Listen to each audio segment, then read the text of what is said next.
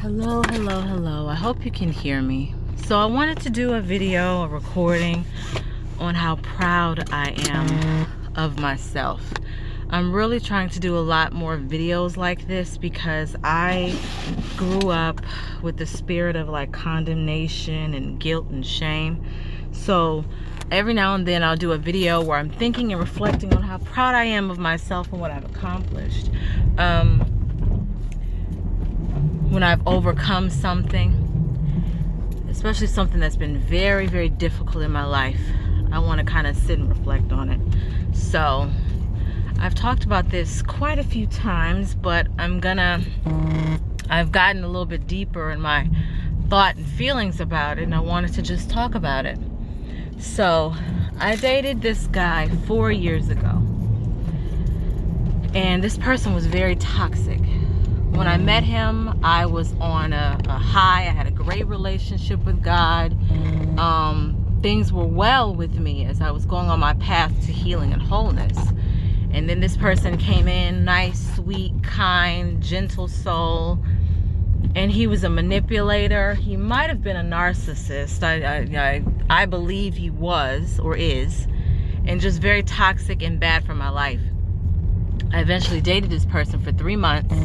Then I eventually ended things. I really wanted to end things sooner than that, but it was like it turned into a mentally and emotionally abusive relationship, and it was hard for me to get out of that.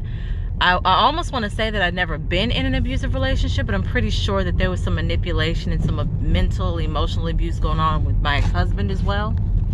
So this wasn't my first time, but I was familiar with it because I grew up around it, right? So anyway, I finally broke up with him, but he never left. I let him go in and out of my life. Come to find out, he had a whole girlfriend on the side, and I was a side chick. He was going back and forth between us and who knows who else. And as time went by, I began to learn more and more things about him and how deceitful he was. And the crazy thing about it is I didn't just go into this blind. Like, I was praying. I went to church. I went to the altar. I was really fighting really hard with everything in me, my thoughts and my feelings, and you can see that I was fighting so that I can make the right decision, because I didn't want to move without God, and I especially didn't want to but I didn't want to be in association with someone that God didn't approve of for me. And I did all the right things, and I thought I heard God say yes. I still don't know, because looking at how things happened in the end, it was just so mucky. My emotions got in the way. I'd never met anyone like him before as far as the charm and everything, and we were having sex, and the soul tie just got more and more solidified as time went on, and I just got stuck. I went into a season of rebellion. I'd never been that disobedient and rebellious before, and it took me a really long time to like get him out of my system, to just kind of accept the truth for what it was on who he was and the root as to why I was doing what I was doing. I learned that I was settling. I was settling for him and what he could give me, because I didn't think that I was worthy or could ever receive more than what he was giving me, which was really bits and pieces of nothing. Just the attention, the affection, the cooking, the intimacy, all that. And we actually formed a bond. You know, we formed something here. And he enjoyed it and I enjoyed it, but it was all for my detriment. And I still don't know how we came, but the enemy most likely sent him. Or he might have been a test for me. I don't know. Maybe he needed me. Maybe God wanted me in alignment with him for prayer. I don't know. But at the end of the day, I finally walked away last year, 4 years later. And it's crazy because I was so wrapped up in this situation that I knew things about him, and I still was willing to be dumb. It was dumb, and it was really stupid, and I was sacrificing, and I was losing. I was risking so much messing around with this guy, and I learned why I did it. I got to the root through therapy. I finally figured it out. And another thing is, there's a step to it. My first step is finally admitting that this is serious, that this is a problem. You know, it's like in AA, they say the first step is admitting you have a problem. Well, I admitted that I had serious issues. I admitted that I was wrapped up in this guy. I admit that I was choosing to be rebellious for my own reasons. Then I got to the heart of the matter, was was quarantined, feeling alone, someone giving me attention, settling, not thinking I was good enough to receive better, knowing that I deserved better. Well, I didn't feel like I deserved better. Another thing is the soul tie just got so deep, and it didn't really have anything to do with him. It had everything to do with how he made me feel and how I felt about myself. It had nothing to do with me. You know, I was coming into this hoping for a real, true, genuine something, and he was just coming to take from me what he wanted. He never really cared about me, because if he's a narcissist, he's not capable of that anyway. And so I did probably 100 or a couple hundred videos on this guy about narcissism. I don't think I'll ever release them, but this was a big deal. If I want to ever go back to see what kind of person I was dealing with, all I have to do is think back on those videos. You know, I have lots of recordings on it. And so I was devastated when I would hear all the news, but then I would get more and more numb to it, which is what the devil wanted me. The devil really had me where he wanted me. And so I finally broke out of it last year. I just got tired. I got tired of the lies. I got tired of the cycle. I got tired of being used. He would come and go in my life. I would ghost him, which means I really didn't want him in my life, but that soul tie kept us anchored and bound. And so I'll dig deeper into my soul tie, and this is what I discovered. Your soul consists of your mind, your will, and your emotions, and some would say your intellect as well. And so I'm driving, guys, obviously, so sorry about the noise. So if my soul consists of my mind, my will, my emotions, and my intellect, it's like doing a checklist to see, why am I allowing myself to get tangled up with this person, right? So my mind knew that he was not for me. Mentally, I knew it was all wrong. My mind was not fully made up. My will, I did not will or push myself to make those changes. I didn't push myself hard enough. And then my emotions were stirred up. He very much had control. The soul tie very much had control over that part of me as well.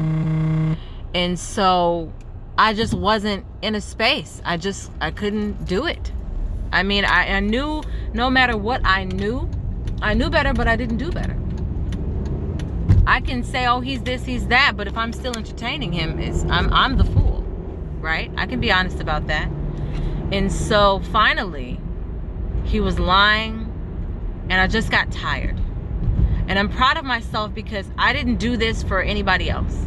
I didn't do this because there was a man in my life. I didn't do this because of any other reason other than the fact that I don't want this anymore. I know this needs to stop, and I got tired. But I just made up my mind. To be honest, going back to the soul, I made up my mind that I would no longer entertain him and allow him into my life. I made up my mind. My mind was made up. So I would use my will. I would push myself, regardless of my thoughts or feelings, that I'd be done. But it got to the point where I didn't even feel like I had to try anymore. I was just done.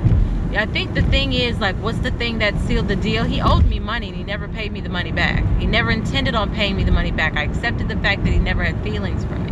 And I really was holding on to the hope or the idea that he did when he never did. And so at one point that used to hurt me.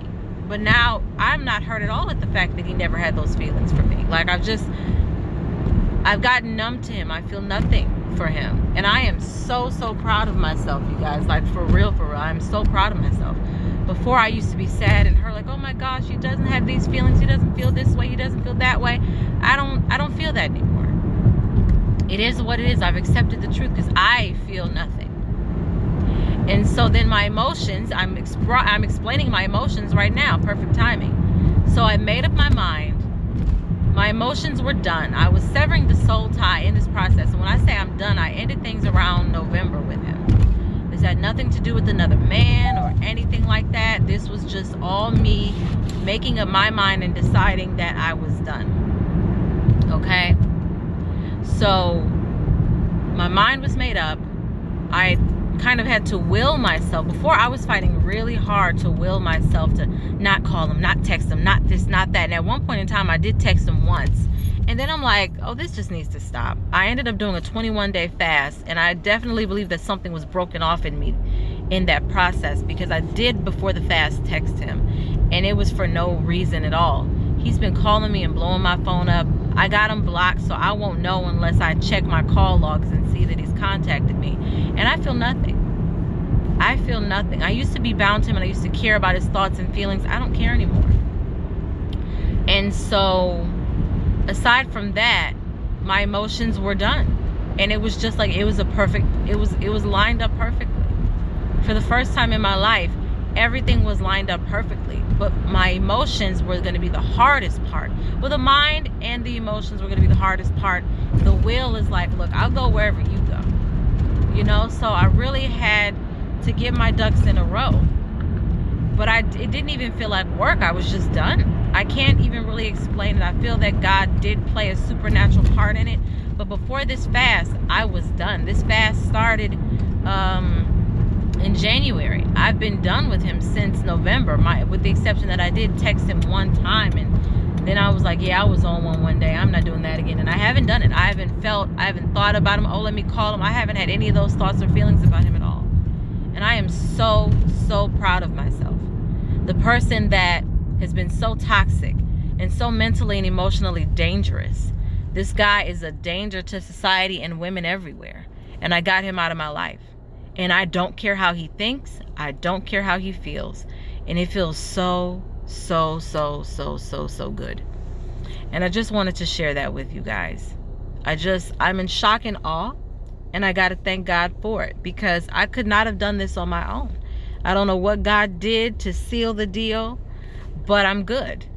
And one of the things I had to learn that was very important was, if you are trying to get rid of a person, or, you know, get rid of that soul tie, you have to make up your mind.